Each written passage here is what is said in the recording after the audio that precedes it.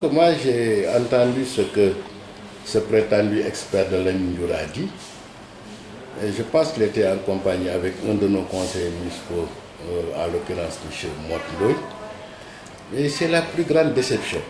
Parce que pour quelqu'un comme Lamine Ndiour, je pensais qu'il était très intelligent, qu'il était vraiment imprégné des choses relatives à la santé, mais je me rends compte qu'il ne comprend absolument rien, aussi bien que également notre conseil municipal Motndoy. Je suis très déçu par leur comportement parce que c'est eux qui passent pour être les experts.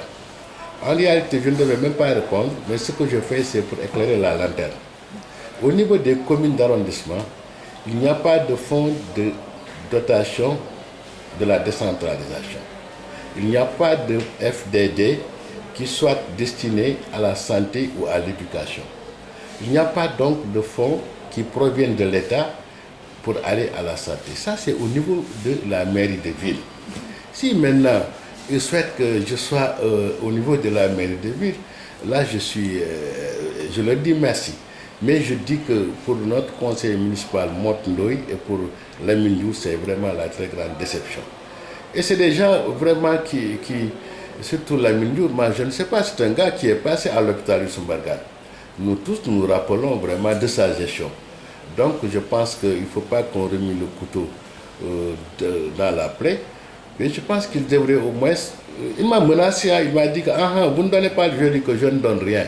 Il m'a dit, mais écoute, si vous ne donnez pas, vous allez voir. Bon, si c'est pour, si vous avez une solution pour que je donne par la force, il faut le faire. Je pense que la solution par la force, c'est qu'ils ont porté presse. Il semble aussi qu'ils ont dit qu'ils vont porter plainte. Malheureusement, dans leurs propos, je n'ai pas entendu porter plainte. Pourquoi? Parce que moi j'attends qu'ils portent plainte. S'ils soulèvent un motif qui m'est collé, moi aussi, je vais porter plainte. Je vais porter plainte en leur personne. Et quand je le dis, ils savent que je le fais. En tout cas, au niveau de l'espèce, tout est clair. Ce qu'on ne comprend pas également au niveau de ce poste de santé-là, lorsqu'ils ont des médicaments, ils vendent les médicaments. Et maintenant, au dernier moment, ils disent qu'il n'y a plus de médicaments, il n'y a plus d'argent. Mais où est passé l'argent? Moi, ce que je comprends, ce que je dois comprendre, c'est ça. Nous avons eu des médicaments, on les a donnés gratuitement. Mais il semble qu'également, c'est le poste où les médicaments sont le plus chers. Donc, nous, quand nous donnons des médicaments, c'est pour soulager les populations.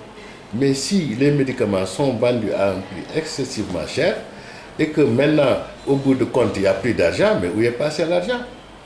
Je pensais que l'argent qui était destiné à la vente des médications devait leur permettre, à la vente des médicaments, devait leur permettre de renouveler leur stock.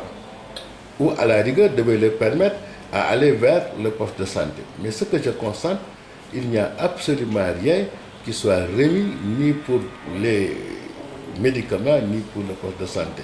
Donc je crois que c'est à eux qu'on doit demander où se passe l'argent. En tout cas, nous restons disponibles. Moi, tout ce que je fais, c'est de mesurer, de voir si est-ce que cette action-là va m'obliger à faire quelque chose. En tout cas, dans le temps, moi, je vais régler le problème. Mais j'attends simplement ce Lamine Ndiour-là et ce Motndoy-là. Est-ce que leur action va me pousser à faire quelque chose? Okay. Donc, voilà mon problème. Merci.